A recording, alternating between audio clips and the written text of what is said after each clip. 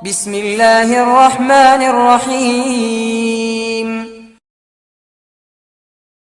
السلام عليكم ورحمة الله تعالى وبركاته. بسم الله والحمد لله والصلاة والسلام على أشرف رسول الله وعلى آله الفائزين برضا الله أما بعد. സത്യവിശ്വാസികളെ, സർവശക്തനായ അള്ളാഹു നമ്മെ സ്വീകരിക്കട്ടെ. നമ്മുടെ പാപങ്ങൾ അള്ളാഹു പുറത്തു തരട്ടെ.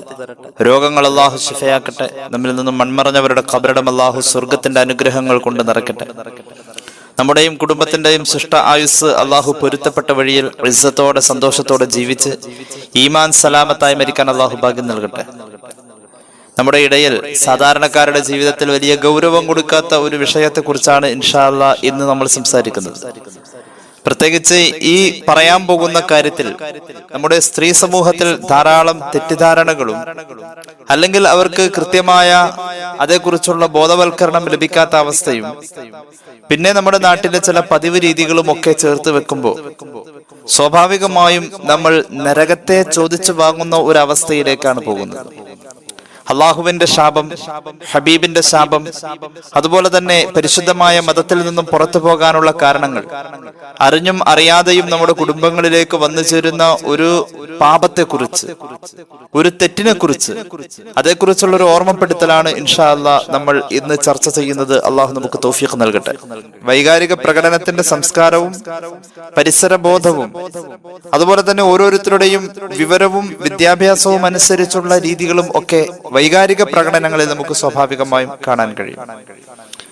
ആത്മീയമായ ചില നിയന്ത്രണങ്ങളും നിർദ്ദേശങ്ങളും ഉള്ളതുകൊണ്ടാണ് അത്തരം സന്ദർഭങ്ങളിൽ ഒരു മനുഷ്യനെ പരിശുദ്ധമായ ഇസ്ലാമിന്റെ ചട്ടക്കൂടിലൂടെ സംസ്കരിച്ചെടുക്കാൻ നമുക്ക് കഴിയുന്നത്.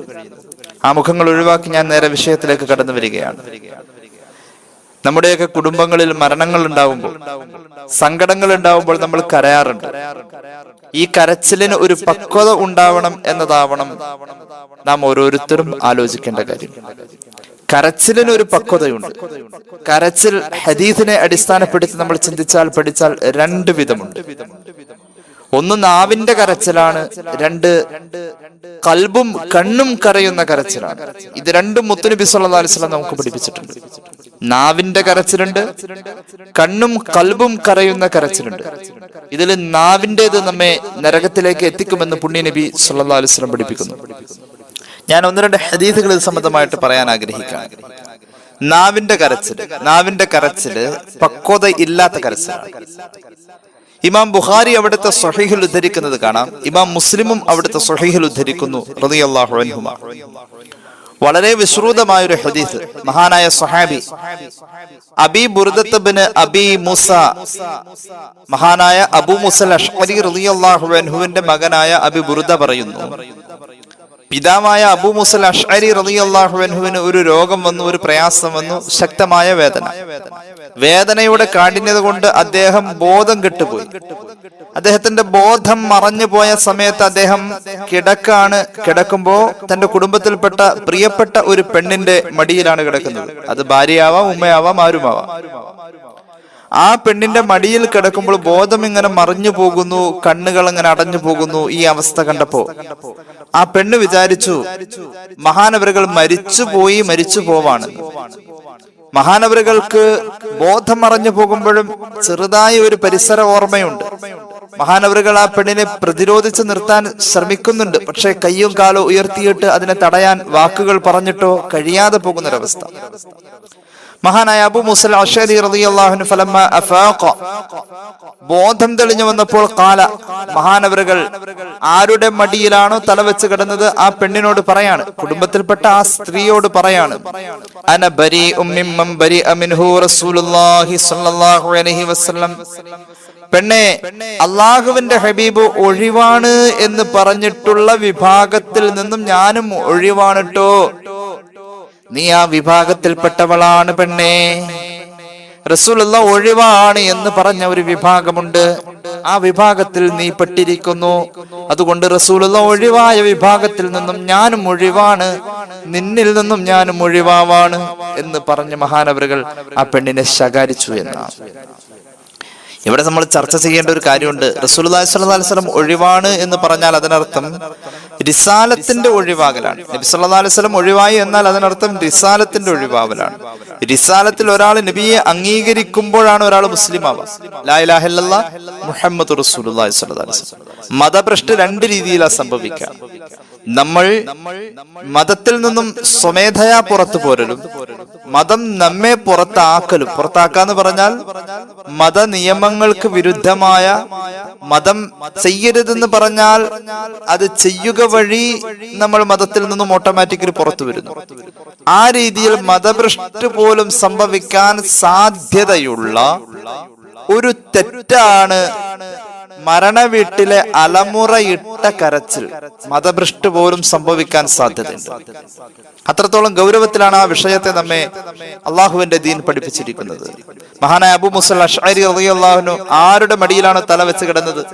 ആ പെണ്ണിനോട് പറയാണ്, അള്ളാഹുവിന്റെ ഹബീബ് ഒഴിവാണെന്ന് പറഞ്ഞ സ്ത്രീകളിൽ നിന്നും, അള്ളാഹുവിന്റെ ഹബീബ് ഒഴിവാണെന്ന് പറഞ്ഞ വിഭാഗത്തിൽ നിന്നും ഞാനും ഒഴിവാണ്.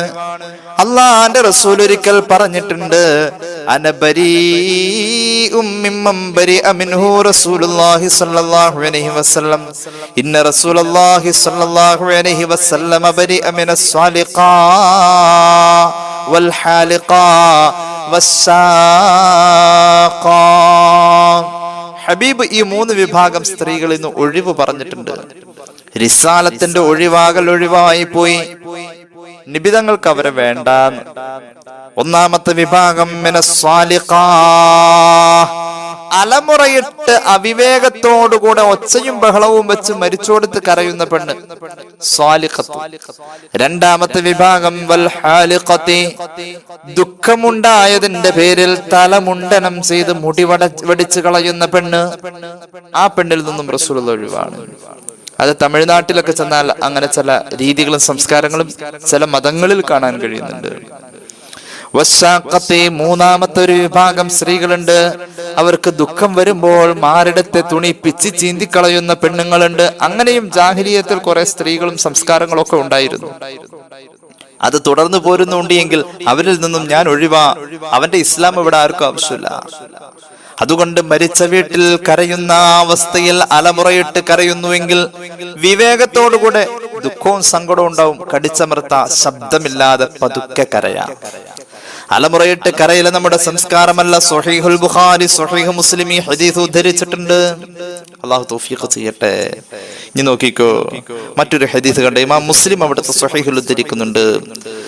عن أبي مالك الأشعري رضي الله عنه قال رسول الله صلى الله عليه وسلم أربع في أمتي من أمر الجاهلية لا يتركونهن. 4 കാര്യങ്ങൾ എന്റെ സമുദായം ഒരിക്കലും ഉപേക്ഷിക്കൂല. ആ 4 കാര്യങ്ങൾ ജാഹിലിയത്തിന്റെ തുടർച്ചയാണെന്ന് മുഹമ്മദ് മുസ്തഫ സല്ലല്ലാഹു അലൈഹി വസല്ലം. 4 കാര്യങ്ങൾ എന്റെ സമുദായം ഒരിക്കലും ഉപേക്ഷിക്കില്ല. ആ 4 കാര്യം ജാഹിലിയത്തിന്റെ തുടർച്ചയാണ്.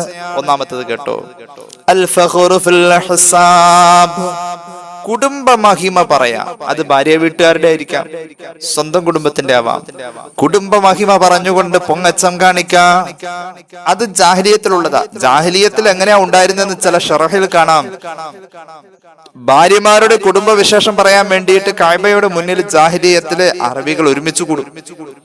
ഈ അറബികൾ ഒരുമിച്ച് കൂടിയിട്ട് ഭാര്യയുടെ കുടുംബ വിശേഷങ്ങളൊക്കെ അങ്ങനെ പറയും. പിന്നെ അവരുടെ വാപ്പാടെ വിശേഷം, അവരുടെ വാപ്പാടെ വിശേഷം, അങ്ങനെ അവരുടെ സമ്പത്ത്, അവരുടെ രീതികൾ, നിലവാരങ്ങൾ ഇങ്ങനെ പൊക്കി പറയും.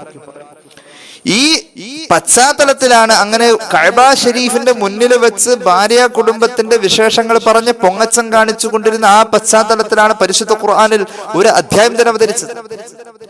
ബിസ്മില്ലാഹിർ റഹ്മാനിർ റഹീം. അൽഹാകുമുത് തകാസുർ ഹത്താ സുർതുമുൽ മഖാബിർ. ഈ അധ്യായം അവതരിക്കുന്നത് അപ്പോഴാണ്. നിങ്ങളുടെ ഈ പൊങ്ങച്ചം, കുടുംബ മഹിമ പറഞ്ഞ്, ഭാര്യ വീട്ടുകാരുടെ മഹിമ പറഞ്ഞ് ആ പൊങ്ങച്ചം കാണിക്കലുണ്ടല്ലോ, ആ പൊങ്ങച്ചം കാണിക്കൽ നിങ്ങൾക്ക് വലിയ പൊങ്ങച്ചം കാണിക്കാൻ വേണ്ടി നിങ്ങൾ വലിയ തിരക്കായിരിക്കാണ് ഇപ്പോ. ഈ പൊങ്ങച്ചം പറച്ചില് അവസാനം നിങ്ങൾ ഖബറിൽ എത്തുന്നത് വരെ. അത്രത്തോളം കുടുംബ മഹിമയിൽ പൊങ്ങച്ചം കാണിക്കുന്നതിനെ ഇസ്ലാം നിരുത്സാഹപ്പെടുത്തിയിട്ടുണ്ട്. റസൂലുള്ളാഹി സ്വല്ലല്ലാഹു അലൈഹി വസല്ലം തങ്ങൾ പറയുന്നു, ജാഹിലിയത്തിൽ നിന്നും എന്റെ സമുദായം ഒട്ടും മാറാത്ത 4 സ്വഭാവം ഉണ്ടാകും. ഒന്നാമത്തേത് കുടുംബ മഹിമ പറഞ്ഞുകൊണ്ട് പൊങ്ങച്ചം കാണിക്കുക. അത്യാവശ്യമൊക്കെ എല്ലാവർക്കും ഉണ്ടെന്ന് എനിക്ക് തോന്നുന്നു. ഞങ്ങളുടെ കുടുംബക്കാരൊന്നും അങ്ങനെയല്ല കേട്ടോ, അവർക്ക് വലിയ ഉള്ളതായിരിക്കും. പക്ഷെ അത് സമൂഹത്തിൽ പറഞ്ഞ സ്വയം അതിന്റെ പേരിൽ കിബിർ നടിക്കുക എന്നത് ജാഹിലിയത്തിന്റെ തുടർച്ചയാണ്. രണ്ടാമത്തേത് പിതൃ പരമ്പരയിൽ കുത്തുവാക്ക് പറയാ, അതായത് വാപ്പാക്ക് വിളിക്ക എന്നത് അതിന്റെ ഒരു വേറൊരു ഭാഗമാണ്. വാപ്പാക്ക് വിളി നമ്മുടെ നമ്മുടെ സമുദായത്തില് വാപ്പാക്ക് വിളി, അല്ലെങ്കിൽ നാം ജീവിക്കുന്ന ചുറ്റുപാടിൽ വാപ്പാക്ക് വിളി, തന്തക്ക് വിളി വ്യാപകമായിട്ടുണ്ടാകുന്നുണ്ട്. സാധാരണക്കാരന്റെ ഇടയിലൊക്കെ നിരന്തരം ഉണ്ടാകുന്ന ഒരു കാര്യമാണ്. ഇത് ജാഹിലിയത്തിന്റെ തുടർച്ചയാണ്. ആ കാലഘട്ടത്തിലെ കാട്ടാള സമൂഹം അത് ചെയ്തിരുന്നു എന്നാണ് അതിനർത്ഥം. മൂന്നാമത്തേത് നക്ഷത്രങ്ങളെ നോക്കിയിട്ട് മഴ തേടുന്ന ഒരു സ്വഭാവം, അതായത് ജ്യോത്സ്യപ്പണിയുടെ പിന്നാലെ പോകുന്ന ഒരു സ്വഭാവം ജാഹിലിയത്തിൽ ഉണ്ടായിട്ടുണ്ട്. അത് നിങ്ങളും തുടരും. ഈ 3 കാര്യമായില്ലേ. ഇനി 4മത്തെ നോക്കിയോ. 4മത്താണ് നമ്മുടെ വിഷയം. മരിച്ച വീട്ടിൽ അലമുറയിട്ട് കരയുക എന്ന സ്വഭാവം ജാഹിലിയത്തിൽ ഉണ്ടായിരുന്നു. അത് നിങ്ങളിൽ ഉണ്ടാകും, അത് തുടർന്നു പോരുമെന്ന് മുഹമ്മദ് റസൂൽ സല്ലല്ലാഹു അലൈഹി വസല്ലം. ജാഹിലിയത്തിന്റെ തുടർച്ചയാണ് മരിച്ചോടുത്ത അലമുറയിട്ട കരച്ചിൽ. റസൂൽ പറയുന്നു, ഈ 4 സ്വഭാവങ്ങളെ പറഞ്ഞിട്ട് 4മത്തേതിനെ ഗൗരവപ്പെടുത്തി പറഞ്ഞു. 4മത്തേതാ? മരിച്ചോടുത്ത കരച്ചിൽ. 4മത്തേത്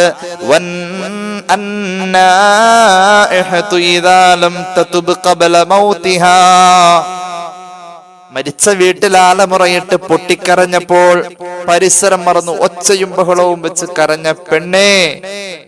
എടുത്തു പറഞ്ഞത് പെണ്ണുങ്ങളിലാ കൂടുതൽ ഈ സ്വഭാവമുള്ളത്.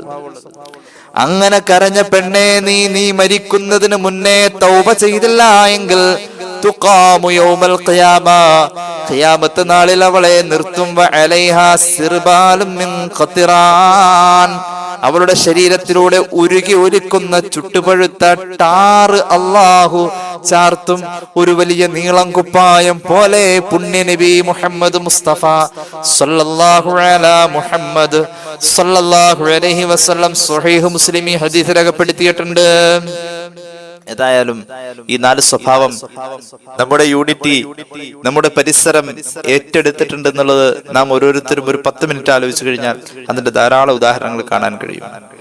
ഏതായാലും മരിച്ച വീട്ടിൽ പരിസരം മറന്ന് പക്വതയില്ലാതെ അലമുറയിട്ട് കരയുക എന്നത് ഇസ്ലാം നിരുത്സാഹപ്പെടുത്തിയെന്ന് മാത്രമല്ല, അങ്ങനെ കരയേണ്ട ചില മരണങ്ങൾ പോലും ചരിത്രം ചർച്ച ചെയ്തു കൊടുത്ത് കരഞ്ഞു തുടങ്ങിയ പെണ്ണിനെ പോലും പിടിച്ചു നിർത്തിയിട്ടുണ്ട് പരിശുദ്ധമായ മതം.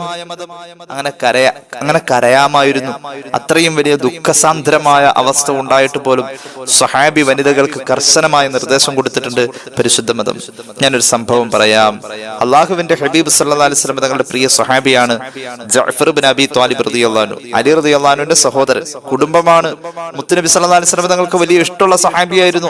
പലപ്പോഴും ജഅഫർ റളിയല്ലാഹു അൻഹുവിനെ പറ്റി പറയും, ജഅഫറെ നീ എന്റെ അതേ രൂപമാണെന്ന് പറയുമായിരുന്നു മുഹമ്മദ് റസൂൽ സല്ലല്ലാഹു അലൈഹി വസല്ലം.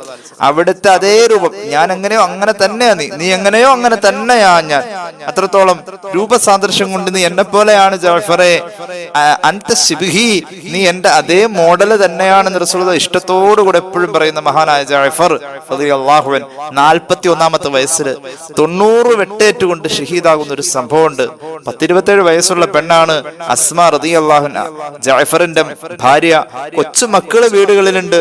അവർ കളിച്ചുകൊണ്ടിരിക്കുന്ന മുറ്റത്തേക്ക് വാപ്പാടെ മയ്യത്ത് കൊണ്ടുവരുന്ന ഒരു അവസ്ഥ ഉണ്ട് എങ്കിൽ, അതും 90 കഷ്ണമായ അല്ലെങ്കിൽ 90 മുറിവേറ്റ ആ ശരീരത്തെ കെട്ടിപ്പൊതിഞ്ഞ് മനുഷ്യരൂപമുണ്ടാക്കി കൊണ്ടുവരുന്ന ആ അവസ്ഥയിൽ 2 കൈയും മറ്റുപോയിട്ടുണ്ട്. തലയുടെ നേരെ വന്ന ആ വെട്ട് 2 പിളർപ്പാക്കി എന്ന ഹദീസിലുള്ളത്. അത്രത്തോളം സാരമായ രീതിയിൽ പരിക്കുകളേറ്റ് മരിക്കുന്ന ജഅഫറിന്റെ മരണവാർത്ത, ആ കാഴ്ച, ആ ശരീരം കണ്ടാൽ കരയാത്തവരാരാ? യൗവനം നിലനിൽക്കെ ഈ പെണ്ണ് വിധവയാവാം. പറക്കമുറ്റാത്ത മക്കൾ.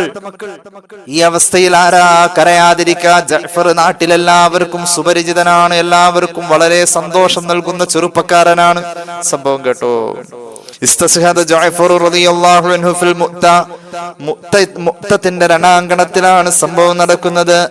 അസ്വാബതു ദർബത്തും ഖുതിഅത് യമീനുഹു, മഹാനവറുകൾക്ക് ഒരുപാട് വെട്ടേറ്റു. അതിൽ 88ാമത്തെ വെട്ട് വന്നപ്പോൾ അള്ളാഹുവിന്റെ ഹബീബ് ഏൽപ്പിച്ച വലത്തെ കയ്യിലെ ആ പതാക താഴെ വീഴാ.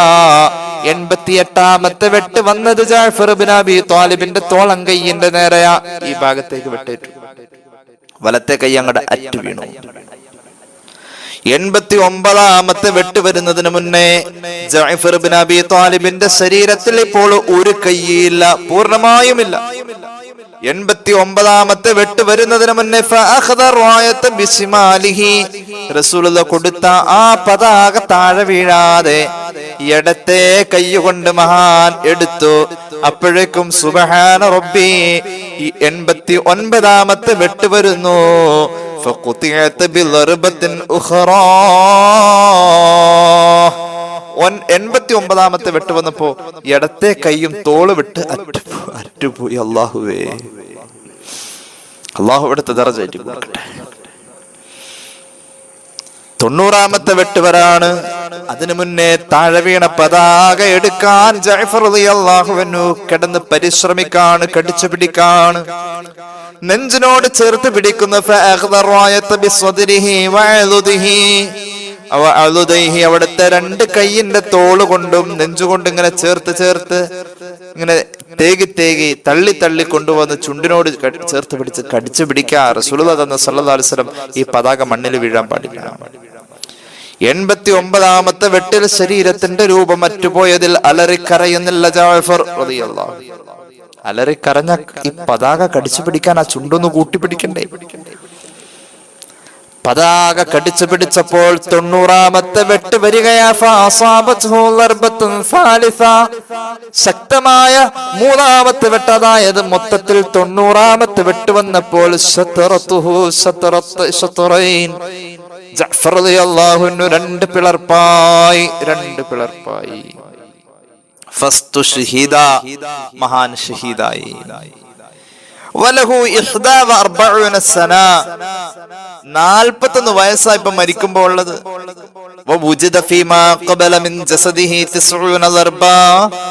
ഈ മഹാന്റെ ശരീരത്തിൽ യുദ്ധം കഴിഞ്ഞപ്പോൾ സഹാബികൾ പരിശോധിച്ചു. 90 മുറിവുണ്ടായിരുന്നു, 90 വെട്ടേറ്റ ശരീരം.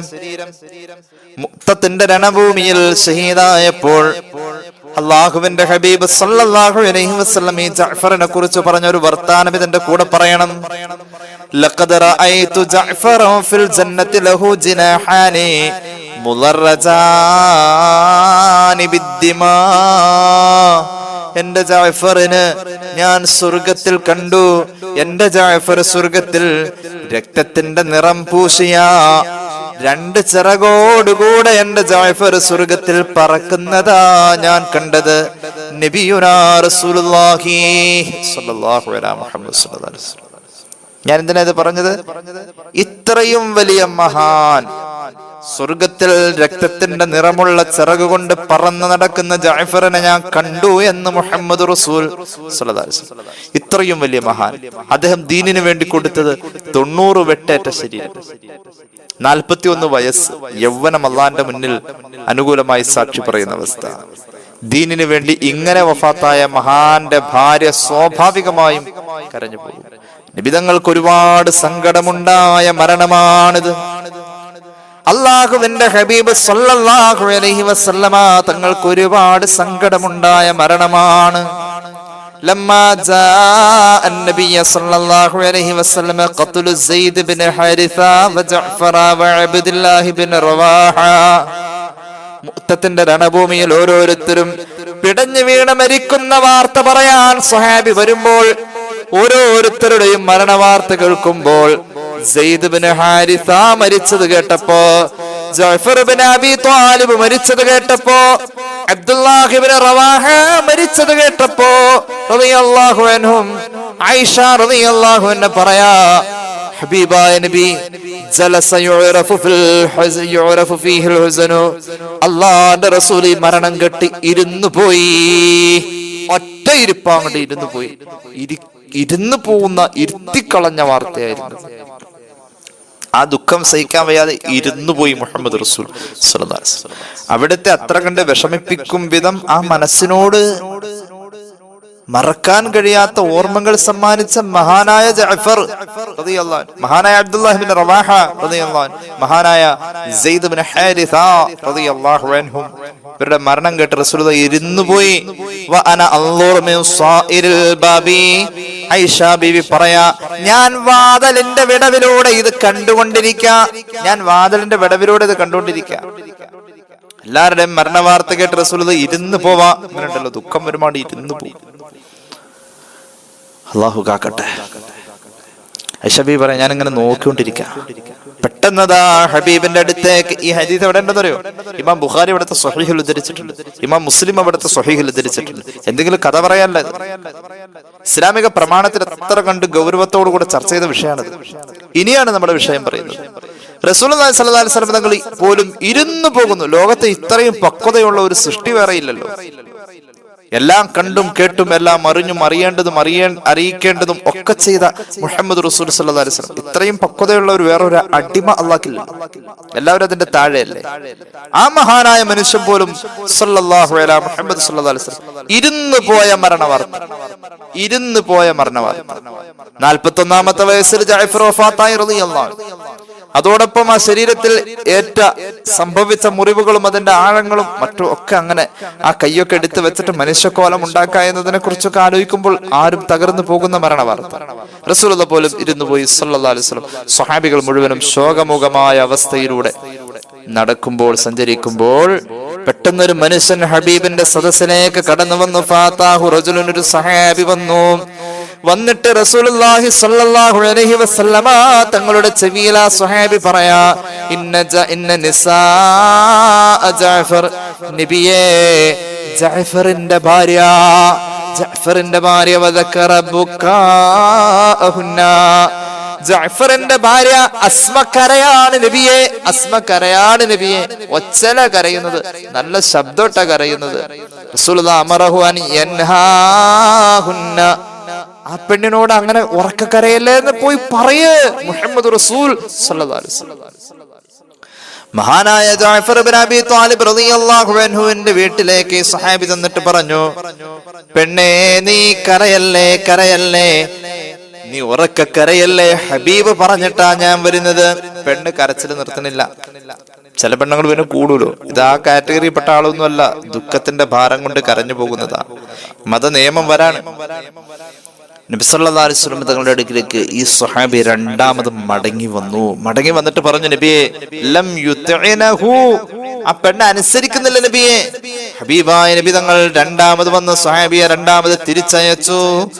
ചെന്നിട്ട് പറയണം, ഇന്നഹുന്ന, നബി തങ്ങൾ തടഞ്ഞിട്ടുണ്ട്, ഉറക്ക കരയല്ലേ, അലമുറയിട്ട് കരയല്ലേ എന്ന് പറയുമോനെ. രണ്ട് വട്ടം ചെന്ന് പറഞ്ഞിട്ടും ആ പെണ്ണിന്റെ ദുഃഖഭാരം കൊണ്ട് കരച്ചിലിൽ നിയന്ത്രണം കൊടുക്കാൻ കഴിയുന്നില്ല. വാവിട്ട് കരയാ. ജഅഫർ ഇബ്നു അബീ ത്വാലിബിന്റെ ഭാര്യ ഉമൈസിന്റെ മകളായ അസ്മാ റളിയല്ലാഹു അൻഹ ഉറക്ക കരയാണ്. മൂന്നാമതും അയാള് വന്നിട്ട് പറയാ. അപ്പൊ ഈ സ്വഹാബിക്ക് ഒരു ധാരണ ഉണ്ട്, ഈ ഉറക്ക കരയാൻ പാടില്ല എന്നുള്ള വിഷയത്തെ കുറിച്ച്. ആര് പറഞ്ഞാലും ഈ പെണ്ണ് കരച്ചിൽ നിർത്തുന്നില്ല. എന്തപ്പോ ഉറക്ക കരഞ്ഞ കുഴപ്പം? കരയുന്നവനും ശിക്ഷയുണ്ട്. ഏത് മയ്യത്താണ് ആ മയ്യത്തിനും ശിക്ഷയുണ്ട്.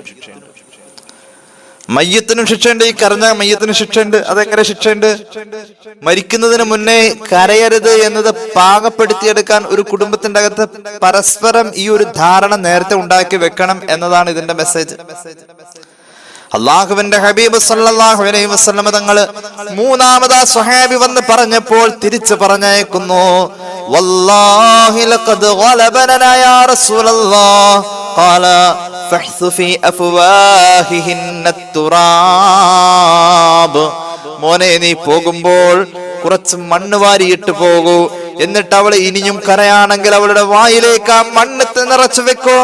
ആ പെണ്ണിന്റെ വായിൽ മണ്ണിട്ട് കൊടുത്തിട്ടാണെങ്കിലും അവളുടെ കരച്ചിൽ നിർത്തണേ മോനെ. മുഹമ്മദ് മുസ്തഫ സല്ലല്ലാഹു അലൈഹി വസല്ലം സ്വർഗത്തിൽ രക്തത്തിന്റെ നിറമുള്ള രണ്ട് ചിറക് കൊണ്ട് പറക്കുന്ന ജഅഫറിനെ കണ്ട നബി തങ്ങൾ പോലും അത്ര വലിയ മഹാനായിട്ടും ജഅഫറിന്, അത്ര വലിയ മഹാനായിരുന്നിട്ടും ജഅഫർ റളിയല്ലാഹു അൻഹുവിന് മരണശേഷം ഭാര്യയുടെ ഈ അലമുറയിട്ടുള്ള കരച്ചില് ആഖിറത്തിന്റെ നേട്ടങ്ങളെ ബാധിക്കുമെന്ന മുഹമ്മദ് മുസ്തഫ സ്വല്ലല്ലാഹു അലൈഹി വസല്ലം പഠിപ്പിച്ചത്.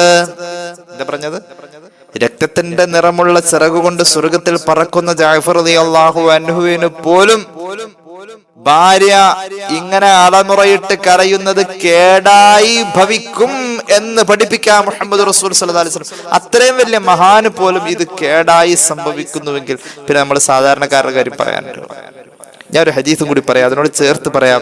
സ്വഹീഹുൽ ബുഖാരി സ്വഹീഹ് മുസ്ലിം ഉദ്ധരിക്കുന്ന ഒരു ഹദീസിൽ കാണാം.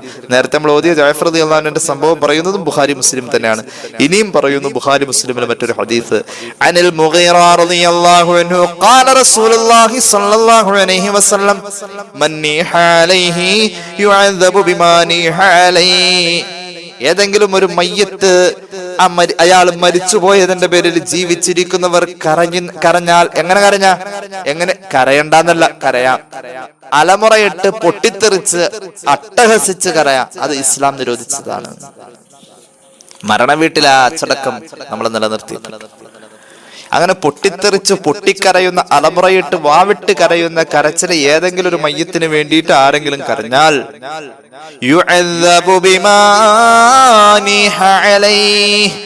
അതിന്റെ പേരിൽ ആ മയ്യത്തിന് ശിക്ഷയുണ്ടെന്ന് മുഹമ്മദ് മുസ്തഫ സല്ലല്ലാഹു അലൈഹി വസല്ലം. അതെങ്ങനെ ശിക്ഷയുണ്ടാവാം?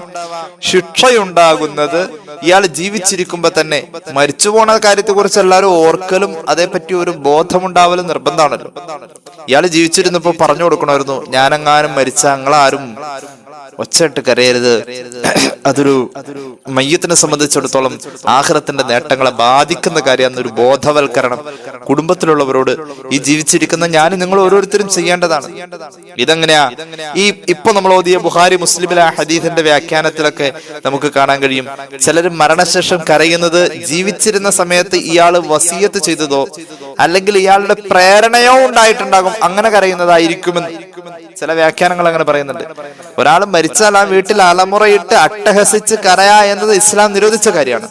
അങ്ങനെയുള്ള കരച്ചിൽ ഉണ്ടാകുന്നത് ഇയാൾ മരിക്കുന്നതിന് മുന്നേ ഇതിനുള്ള പ്രേരണ കൊടുത്തിട്ടുണ്ടോ, പിന്നെ അല്ലെങ്കിൽ അതിനുള്ള പ്രേരണയോ അല്ലെങ്കിൽ വസിയത്തോ ഉണ്ടാവും, ഞാൻ മരിച്ചാൽ കരയണോട്ടോ.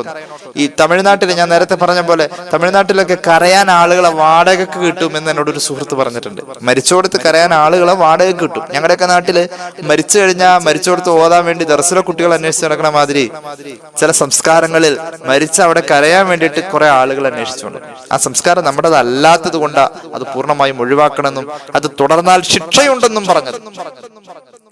ഏതായാലും മരിച്ചോടത്ത് ഈ കരച്ചിലിന്റെ ഒരു പ്രധാന കാരണം വസിയത്ത് മുഖേനയൊക്കെ ആയിരിക്കും. വസിയത്ത് ഉണ്ടാവും ചിലര്, ഞാൻ മരിച്ച കരയണമെന്ന്. ഞാൻ തന്നെ ഓർക്കുന്നുണ്ട്, പല സഹോദരങ്ങളും പറഞ്ഞിട്ടുണ്ട്, ഉസ്താദ് എനിക്ക് ഉള്ളത് പെൺകുട്ടികളാ, എന്റെ 3 പേരും പെൺമക്കളാ, എനിക്കുള്ളത് 2 പെൺമക്കളാ, എനിക്കുള്ളത് 4 പെൺകുട്ടികളാ.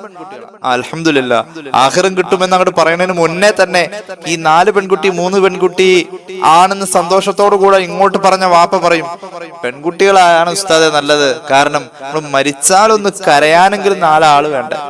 മനസ്സിലായോ? മരിച്ചാൽ കരയാനെങ്കിലും 4 ആള് വേണ്ട. മരിച്ചാൽ കരയാൻ 4 ആളുണ്ടാക്കി വെച്ചേക്ക. ഭർത്താവ് പറയും, ഞാൻ മരിച്ച ആരാ എനിക്കിപ്പോ കരയാനുള്ളത്, എനിക്ക് വേണ്ടി കരയാൻ ആരാ ഉള്ളത്, ഇങ്ങനെ ഭർത്താവ് പറയും. അപ്പം ഭാര്യ മനസ്സിലാക്കും, മൂപ്പര് മരിച്ച ആദ്യത്തെ എന്റെ ഹക്ക്, ഞാൻ ചെയ്യേണ്ട ആദ്യത്തെ ബാധ്യത മൂപ്പർക്ക് വേണ്ടി അവിടെ ഇരുന്ന് കരയല. അങ്ങനെ ഭാര്യ മനസ്സിലാക്കും. ഇതൊക്കെ സാധാരണ ജീവിതങ്ങളിൽ ഉണ്ടാവുന്ന, മരിച്ചാൽ നമ്മൾ കരയാൻ വേണ്ടിയല്ല, നമുക്ക് വേണ്ടി പ്രാർത്ഥിക്കാനാണ് ആളെ സൃഷ്ടിക്കേണ്ടത്, അല്ലാതെ കരയാൻ സൃഷ്ടിക്കേണ്ട കാര്യമില്ല. നമുക്ക് വേണ്ടി പ്രാർത്ഥിക്കാൻ ആളെ സൃഷ്ടിക്കാം. അല്ലാഹു തൗഫീഖ് ചെയ്യട്ടെ. ഏതായാലും ഒന്നുകൂടി പറയാം. ഹദീസ് അനിൽ മുഗീറ റളിയല്ലാഹു അൻഹു ഖാല റസൂലുള്ളാഹി സ്വല്ലല്ലാഹു അലൈഹി വസല്ലം മൻ നീഹ അലൈഹി യുഅദബു ബിമാ നീഹ അലൈഹി. ഏതൊരു മയ്യത്തിന്റെ സമീപമാണോ അട്ടഹസിച്ച് പൊട്ടിത്തെറിച്ച് പൊട്ടിക്കറച്ചില് ശബ്ദമുയർത്തി ഉണ്ടാകുന്നത്, അതിന്റെ പേരിൽ ആ മയ്യത്തിന് ശിക്ഷയുണ്ടെന്ന് മുഹമ്മദ് മുസ്തഫ സല്ലല്ലാഹു അലൈഹി വസല്ലം. മരിച്ചെടുക്കണ ആള് അത് ജീവിച്ചിരിക്കുമ്പോഴേ പറഞ്ഞു വെക്കണം, തനിക്ക് വേണ്ടി കരയേണ്ട ആളുകൾ ആരൊക്കെ ആയിരിക്കും, തനിക്കായിട്ട് കരയാൻ സാധ്യതയുള്ള ആളുകളൊക്കെ ഏറെക്കുറെയൊക്കെ നമുക്കൊക്കെ എല്ലാവർക്കും അറിയാം.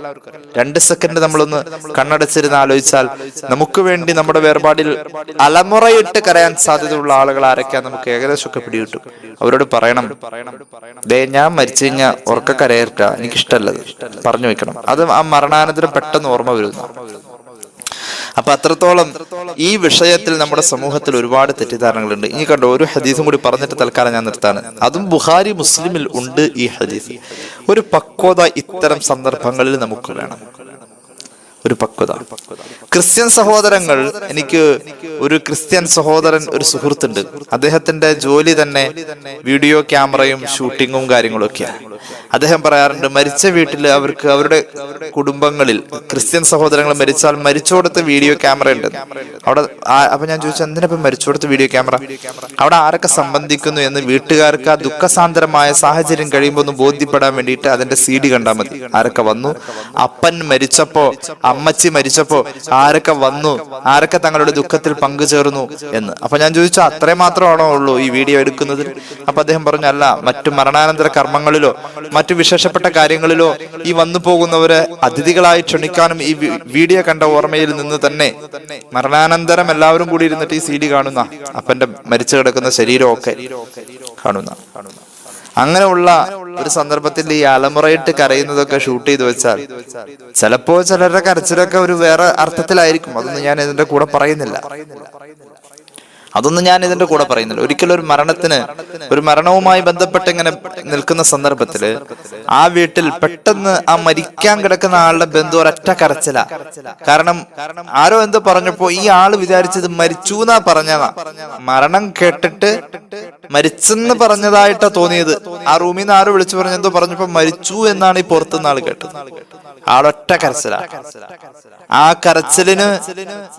ആ കരച്ചിലും അയാളും ഈ മരിക്കാൻ കിടക്കുന്ന ആളും തമ്മിലുള്ള ബന്ധവും തമ്മിൽ വെച്ച് നോക്കുമ്പോൾ ഒരു യോജിപ്പും കാണുന്നില്ല.